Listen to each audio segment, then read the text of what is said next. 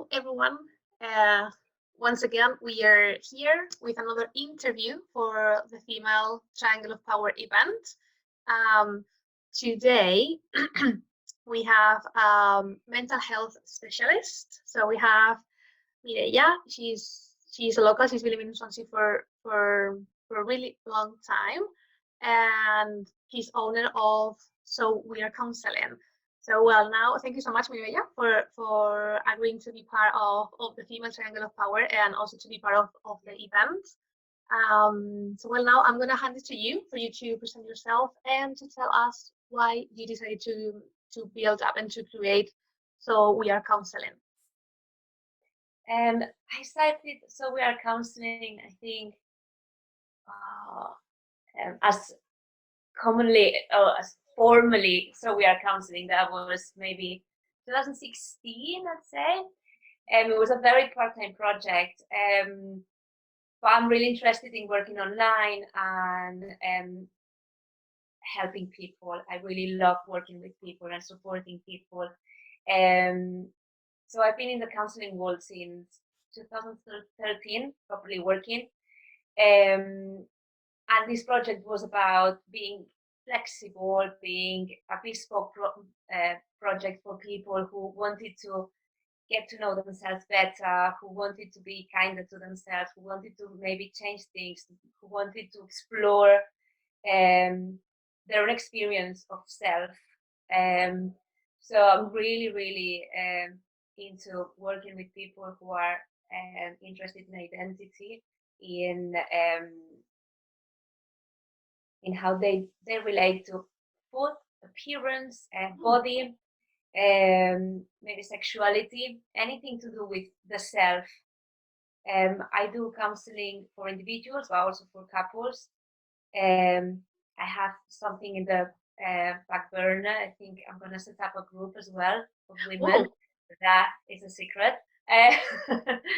So yes, I don't know if I answered your question, but basically, counseling is a service where I see face-to-face individuals or couples, and also online. I work both mediums. At the moment, only online, obviously, but Yeah. I also, part of my other job is to work in well-being. So I work in companies where I promote well-being and just having the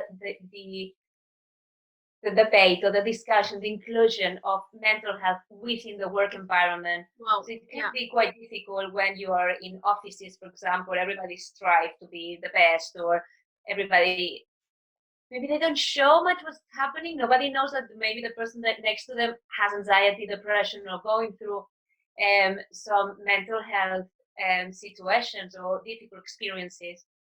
So yes, that is another part of my professional life.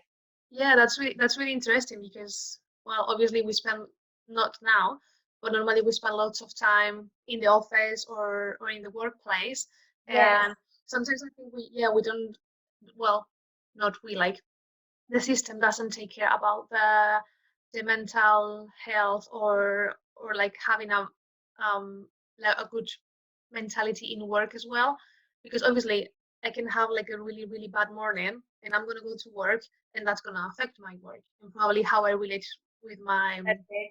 with my workmates. So yeah, Exactly it. Yes. So you would see great. only that struggle or whatever your behavior is when that gets activated, but you wouldn't know precisely that the person is having a difficult day in the background. So I think that is very innovative that some companies decide to have a mental health specialist or a counselor who can have those confidential chats, and therefore there is, it's completely transparent, and it's a space where the person can feel listened to or even signposted. Or so yeah, it's a great project, really. Yeah, really nice. Yep. So well, I'm gonna jump to my next question because I know we can be talking about this like for the whole interview. Yeah, absolutely. So yeah, well, you explain more or less a little bit what you do in So We Are Counseling. Or there's any other thing that you would like to kind of highlight from your service? Or how do you delivering your service now? Because well, you said you do face to face, but obviously now it's impossible to do face to face. So I do work via Zoom because it's a very safe platform, even though that you need to adapt your settings. Otherwise, there's been cases reported about. Yeah. I can't remember how it's called. Right. Like hacking or yeah. Yes, but as a name that's quite interesting. Yes, so I work via Zoom and I do some phone work as well, phone calls. Mainly is Zoom. I work via Zoom, yeah. And even after the lockdown, my work is a big chunk on working online. So I'm very comfortable working online anyway. I do half and half of my work life face to face and online. So yes. Okay, really good. And well, I know for the Female Triangle of Power event, you have some tips to offer to to the people that are watching our videos about how to keep a good well-being, how to keep a good mental health during the lockdown and also after. So well, I'm gonna just leave it to you for you to show us and to I don't know if teach, to educate. I prefer educate, to educate us on how we can take care of our mental health during this time. Sure. Okay. So I was thinking about how can I approach this in a space of a small time and through talking with clients that come to me or the well-being service users, or what I experience is that there is quite a common theme about being quite critical with self in terms of, oh, I should be doing this, or why am I not doing more exercise? Why I'm not, my house should be cleaner, or I should be on top of things. Why my kids are, are making me mad, and all these kind of things that are really critical to self, and thinking we are not doing a good job enough. As in, if we suddenly we need to have everything figured out. And have you find these things and talking to people? I just found that this is a theme happening. Yeah, and well, for me it's more or less the same as well. Sometimes it's like, well, I know I'm working from home, maybe my workload is not as much as before the lockdown, but still I don't have time to do all the things that I should be doing. Or yeah, or sometimes as you said, like the kitchen is a mess, or I haven't done my shopping, or I don't have like any food prepared in the fridge or anything. It's like, how come? It's like, what am I doing wrong? Exactly. So I put this slide of PowerPoint here, so that we can see it. So depending of the type of critical comments we do, it can be more punitive, or it can be more demanding. The ones I'm finding maybe most commonly recently is the demanding ones, as in, everybody's doing everything else. They getting all right. They have the kids, they have the cooking on top, the shopping, the house, and on top of that, bringing work into the home lives. So Yeah. So I just wanted to take a second to realize, actually, how damaging is all this that we're doing? How unfair we are being with ourselves? How unkind, even. If somebody else would come to us and say, "You're stupid. You did this very wrong. You deserve to, I don't know, be punished." How we would feel really, really sad and really upset about someone, or angry. So it would activate us in some sort of way. So it's interesting that we are okay doing it to ourselves. So if somebody else does it to us, we wouldn't stand for it, isn't it? But if it's that voice that's so internalized, that is so embedded within us, that it's just part of us. That's what we do. to say ourselves, you're stupid, and that's it. And Yeah. so I just wanted to acknowledge that really and say, okay, so what about if we just, to begin with, we realize that we're doing that, and that it's really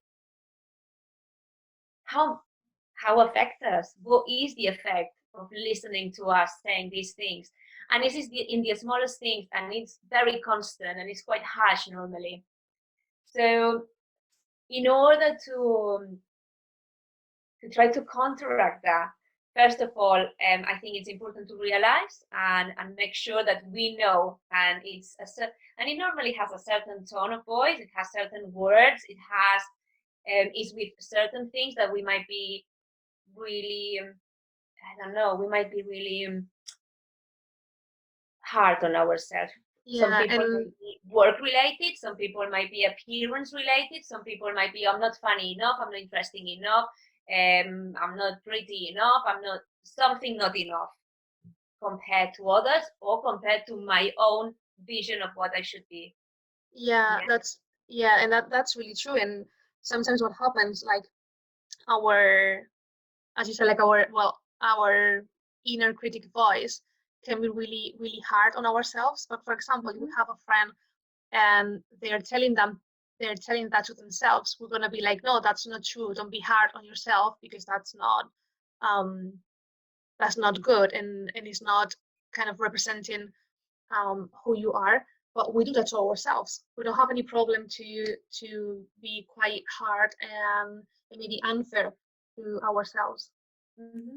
Yeah, that's really important to highlight and to tell people, like, don't do that to you, because you really need to love yourself.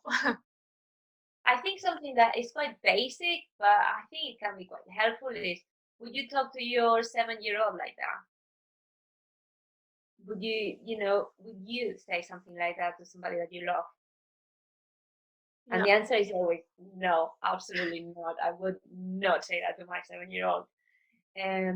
So we all have a 7-year-old inside us that needs being encouraged and listened and loved and nourished and held, really. Yeah. So I like, because also I was thinking, well, if we carry on the lockdown being so hard and having all this anxiety and having all these moods that they swing and on top of that there is the pandemic feeling of uncertainty at all times, and the news and the social media and being far from your family. So we already are in a situation that by itself, we don't have experts that we never, or many years ago we had a pandemic, that we are not really accustomed, or we don't have any resources as such. So we are winging it really as we go along. Um, so I think that if we can maintain the focus in regulate and do our best, I think that's enough. So really strip everything back down and go into, let's regulate, let's take it slow. And if you haven't baked 30 loaves of sourdough, doesn't matter. If your kid goes all day long dressed in Spider-Man suit, it's okay, type of thing. Just give yourself a little slack and give yourself a bit of, you don't have to get it right, really. There's no right or wrong. Yeah. It looks like, oh, now we have lots of time, so let's go and learn new languages, and make sourdough. Well, I've just made You sourdough. made some? Yes. Lovely. But for me, because for me, my kitchen time is my relaxing time, so that's why I do it. So it's a way for me to kind of relax, forget about the world, and forget about my job as well. Sometimes it's like, yeah, so it's my way to kind of escape.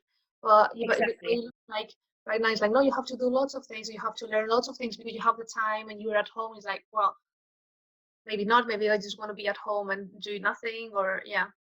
And if you want, that's great as well. If you have the time and you have the space for it, brilliant. Yes, absolutely, go for it. It's about being kind. It's about, do we assess the situation? Where are we? body-wise, what is our body needing? What is our mental health needing? And how can we get connections? How can we make sure that we have something planned maybe to look forward to? What is it? How can we, because there is a little bit of grief in all of this, because you suddenly you lose all the life you used to have and how you used to live, to now be living in a completely new situation. You have now, you normally go to work somewhere else, you bring work at home. That's not working from home, really, that's bringing work at home. Yeah, so that means that in your space, in your safe space, suddenly you have all that pressure, and you don't have a colleague to say, oh, look what happened, or how was your day last night, or what did you do last night, did you do anything nice last evening, or whatever, how was the weekend? So you don't have even this relational moment with your colleagues, and all of a sudden you are at home with everything else that's happening at home. And so I just wanted to take a minute to reflect on that and think about, okay, how can we go back to basics? What does that mean? What does that mean in the different areas? Go back to basics. So I'm going to share the PowerPoint.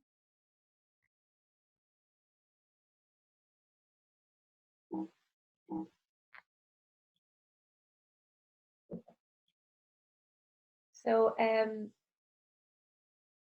one of the things that might make us feel quite off balance is the lack of productivity, So the uncertainty. Yeah. So things that can make you feel more certain. So for example, give yourself daily structure, give yourself a routine, organize, and plan ahead, even if you have classes, gym classes or yogas or dancing classes, whatever it is that you do, maybe to have it in your diary, knowing that you're going to do something in a certain time, or even the meals. Cook the meals. Maybe if you are in a family, maybe involve all the family in cooking or getting ready for that meal to happen. So just about having something that you are planning, that gives you some structure, because then you know what's happening, and it contracts a little bit. I know that in the grand scheme of things, it might not contract it 100%, but it does give you the sense of, okay, I know what I'm doing today, and that's enough for today. Yeah, and it gives you like maybe to feel like you have a little bit of control of your life as well. Yes, that's it. So you know when you're eating, you know what activities you're going to be doing, and you might have even allocate some time where you're going to be spontaneous, and maybe it's dressing up time and you watch movies, I don't know, or you play games, or something about allowing yourself to be having planned some activities. I'm also aware that perhaps if you are 77 days in lockdown, you cannot think of any more activities. And maybe you are fed up of activities as well. But I think it's about, again, going back to basics and try to live day by day, and give yourself, at least you know what time you're going to eat and what time you're going to have a shower, or basically this, I think, organizing and contracting the uncertainty can be a really good way. Or even the news, maybe you want to watch only one time the news instead of all day long or 3 times a day. So it's about giving that a little bit of structure. Then another thing that I think it can help a lot is about sensing what's happening, isn't it? Being, again, very mindful about, I don't know, if you go and do gardening, how does it feel, the soil? How touch a flower, smell a flower, and just bringing all the senses alive. Or if you're cooking, getting your hands into the cooking as well, and just go for it, feel things, and get exposed, your senses, and because that all helps to regulate and it makes you to connect with what's happening. Also, whatever is happening, even if it's anxiety, which is a feeling that feels strong and quite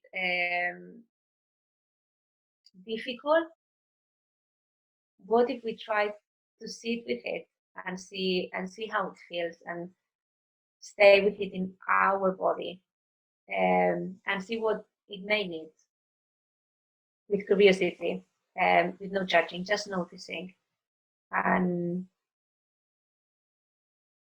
And if it feels very intense, perhaps we want to do some breathing exercises.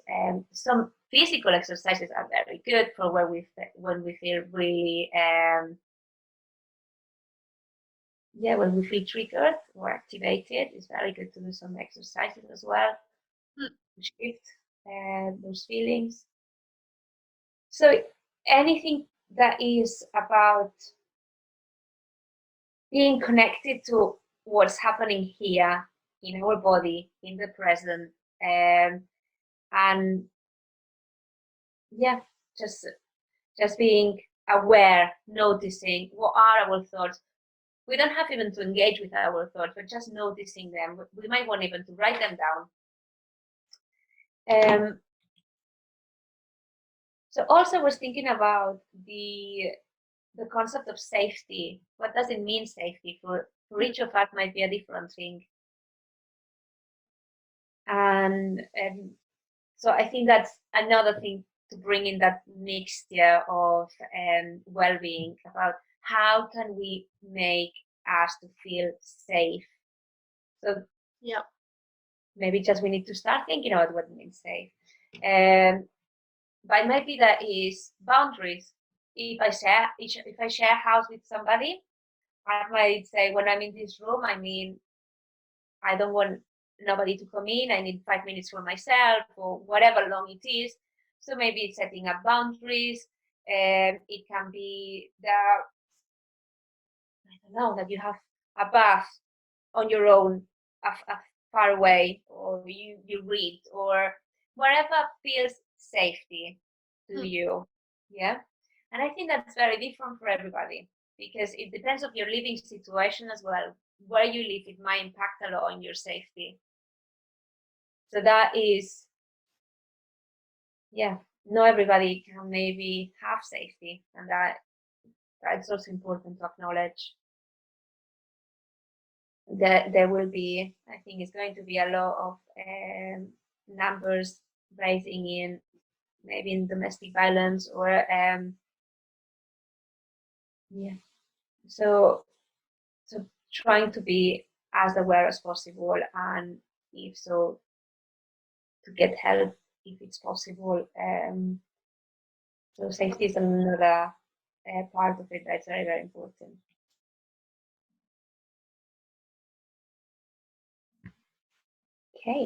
Okay.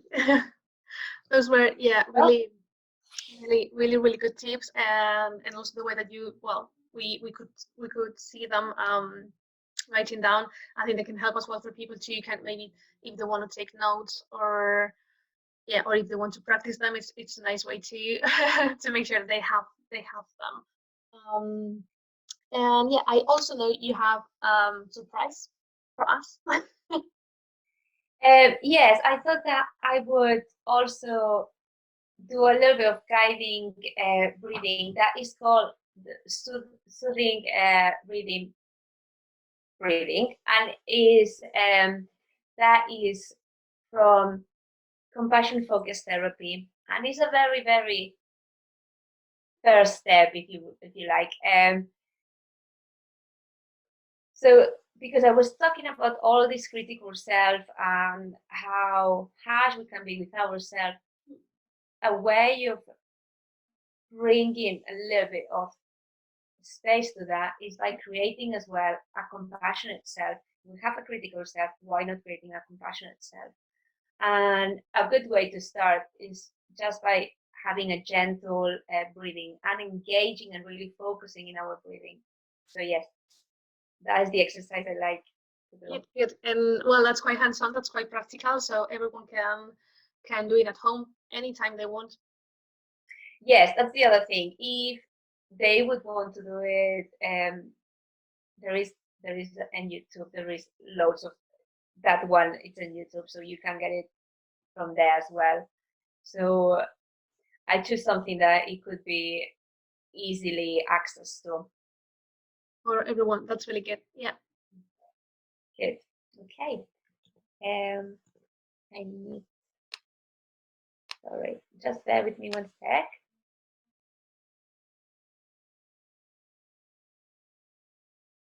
Okay. Okay. So when you're gonna go, I'm ready. Yes. Okay. So just sit comfortably with your feet on the floor, both flat. It's important that you feel the floor under your feet. And then it's important as well that your posture. So being open here in your chest area.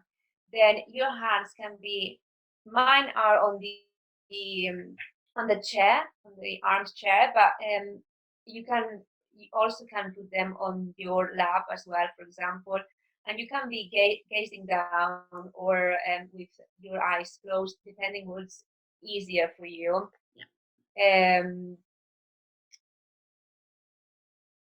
So now just and this is the part that gets a bit funny. You allow yourself to have a slight smile while doing this. So I know it feels a bit weird, but I'm gonna try to do it while talking. But it does send a message to your brain. So it's important to have just a slight smile, a gentle smile in your face. So just gently start focusing on your breathing and just notice how the air comes into your diaphragm and just feel how it goes up and down and feel how your ribs move. Notice how all your body is moving as you breathe in and then out. Just you can even experiment a little bit with the breathing. If you want to breathe a little bit faster or a bit slower till you find your own breath, your own rhythm, the one that makes you feel comfortable, that makes you feel good, like a warm feeling in you. So just experiment a little bit and find that soothing and calming breathing to you. So that then you would notice that normally what happens is that it's slightly slower and deeper than normal. So it takes about 3 seconds in, and then you hold, and then 3 seconds out. So ensure that you have the smooth breaths.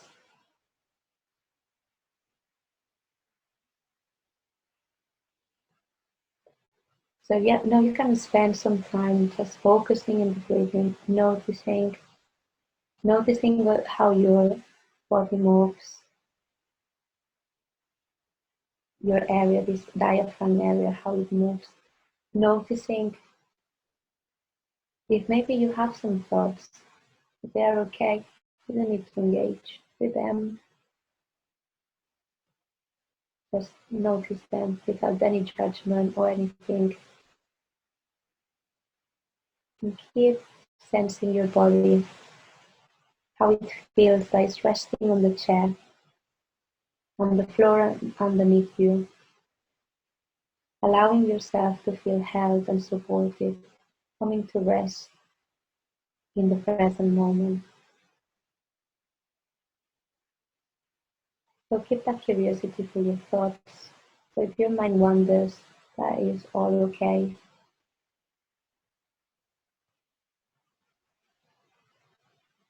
Keep that slight smile in your face.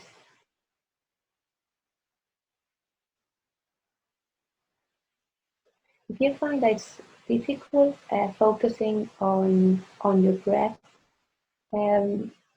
maybe you can allow yourself to rest your attention in an object. Find an object in your room and hold that attention to it. Also, you can hold maybe a smooth stone or a soft ball, something that makes you feel, there's this gentleness and calmness. Just stay with the sensation.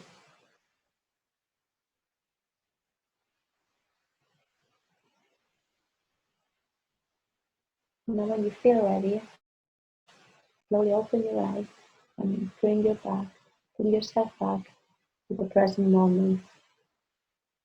Sometimes it helps that if you just have a gentle stretch, a deep breath, and you are prepared then to carry on with your day.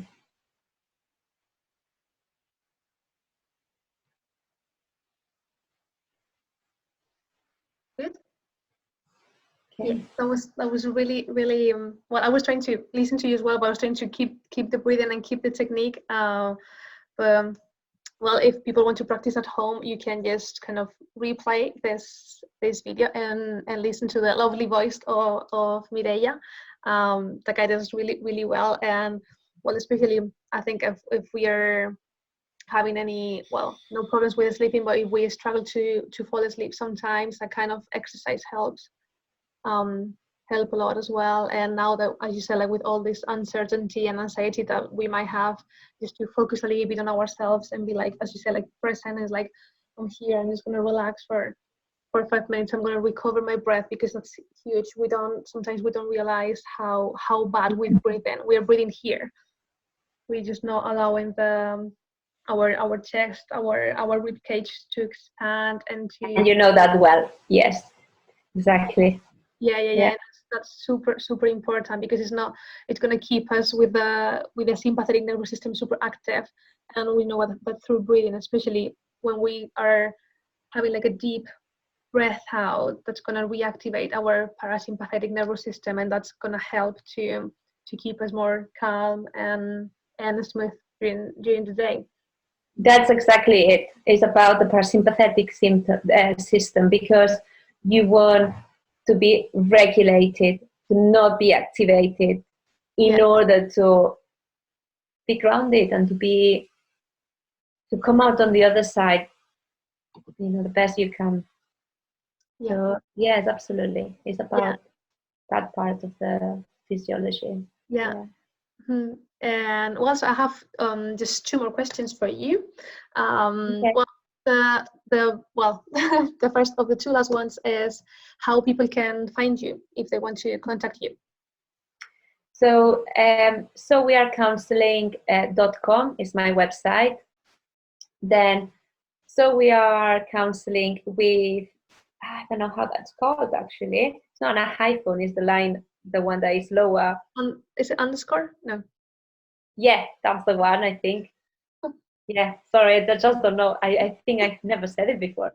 Yes, that's the one. So it's this line underscore with and this line, and we are, so that is my Instagram. But I'm also on Facebook, so we are counseling. So you definitely can find me there.